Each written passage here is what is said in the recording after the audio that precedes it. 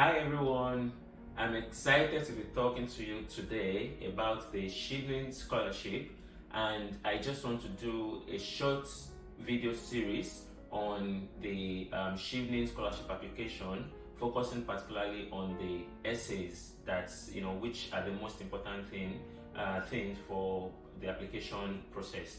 Now, in my short video series, which will be of about 3 videos, in the first one, I'll be talking about some myths and some general tips, giving some general tips about applying for the scholarship.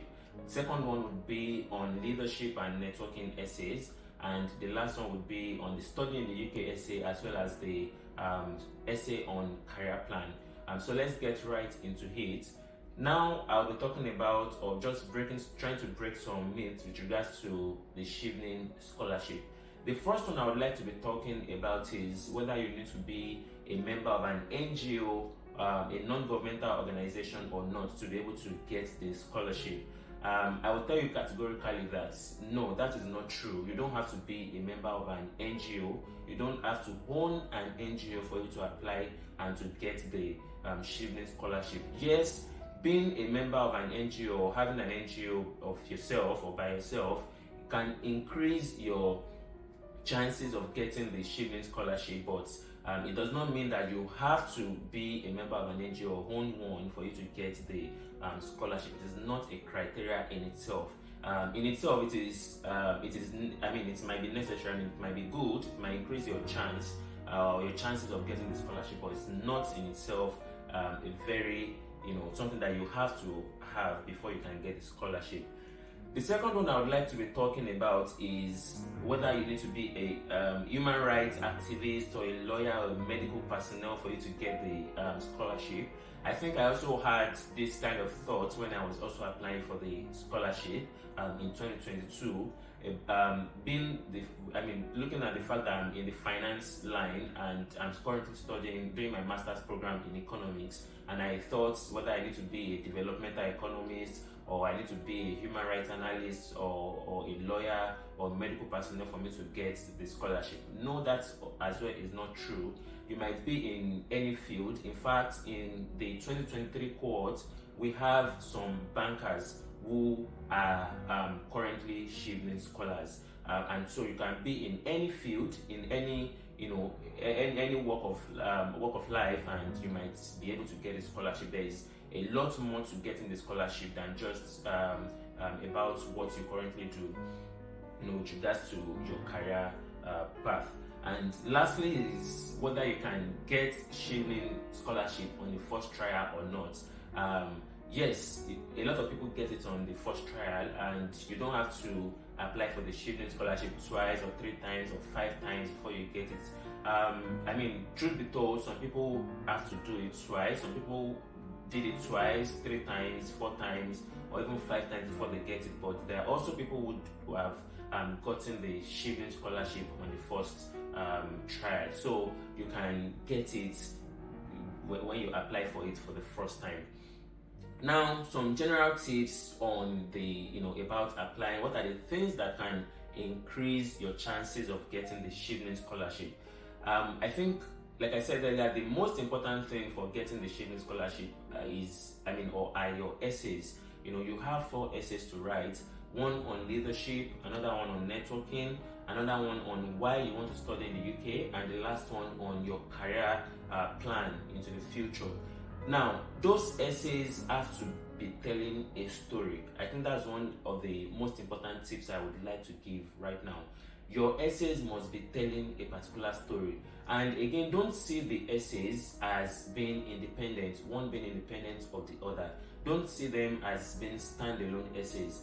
Let there be a good flow right from the first essay, which will be the leadership essay, into the networking, into the study in UK, and lastly your career plan essay. Let there be a flow throughout the essay. In fact, throughout the essays, make sure that there's a general theme that spreads across these essays. Yes, you have to give a lot of examples, maybe 2 per essay. I would recommend find 2 very strong examples in each section of the essay, but make sure that one of the examples you would give in the leadership essay there has to be a reflection of that particular example in the other essays, including networking, study in the UK, and your career plan. There can be essays, there can be examples that are standing alone, in the sense that they don't necessarily flow into the other essays, but let there be a particular one right from a leadership essay, that there are things in that leadership essay that flows into the other essays. I think that is a very important thing to bear in mind, so that you know that you are telling a story that would interest your reader, and they can see the flow from one essay to the other. Now, the next thing is that you should not repeat, essays. You should not repeat stories. While I said that there should be a theme that flows across the different essays, make sure that you are not repeating a particular example. There should just be a sort of clear-cut reflection of that particular story that you want, or theme that you want to flow through all your essays. Lastly, you should know that you are also telling a story and you are selling yourself. So when you are writing the essay, bear in mind that you are selling yourself, you are selling your potential, you are selling what you've done in the past, what you are currently doing, and what you plan to do in the future. And approach the essays with that mindset that you want to sell yourself to a stranger, because the person that is going to access your essay doesn't know you. You don't even know the person as well. So you have to be able to sell yourself, market yourself very well, market your story, so that you can stand a good chance of getting the essays. Of getting the scholarship. Another one is, I think this one, shouldn't even be said, but again, make sure that you are not using abbreviations without saying full meaning of things, or acronyms now. So where you say, for instance, NYSC, as a Nigerian, you have to put the full meaning, which is National Youth Service Corps. At least if you are going to use it like 2 or 3 times, the first time you mention anything like that, make sure you say the full meaning, and then you can put the acronym in bracket, and then you can use the acronym in other parts of your essays if you would use them. But don't just put something and assume that the person assessing your essay is going to know the meaning of what you said. Please try and avoid that. Also, is using abbreviations or contraction words like I have, don't use that. You have to see the essay as something that is formal, and you don't want to put little things like that are part of the comments that the essay review committee has also put forward as some of the little things that people don't pay attention to, but are very important in assessing the essay.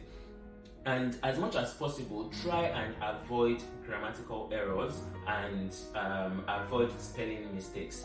Try as much as possible to avoid them. They can also count in the process of reviewing your essays, and they can either make you stand out or otherwise. So try and avoid them. Proofread your essays over and over again. And if you also need, you might also find friends that know your story that might also help you proofread. That is not very important anyway, but it is something some people might consider to do as something useful for them. So proofread for spelling errors and grammatical errors. So those are some of the myths and general tips that I want to give for now. In the next video that I'm going to be publishing, I'm going to also talk about the leadership and networking essays. So until then, bye for now, guys.